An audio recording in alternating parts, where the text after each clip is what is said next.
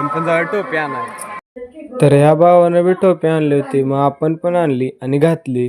कशी दिसते फक्त कमेंट मध्ये सांगा. एकदम पाटीलच वाटते का नाही?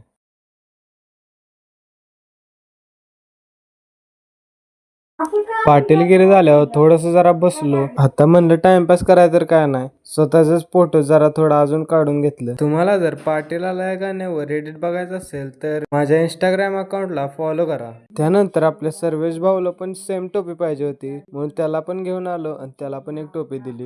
थोडस व्हिडिओ काढून झाल्यावर नवरदेव आला. आता म्हणलं काय कपडे तर बदलावेच लागणार.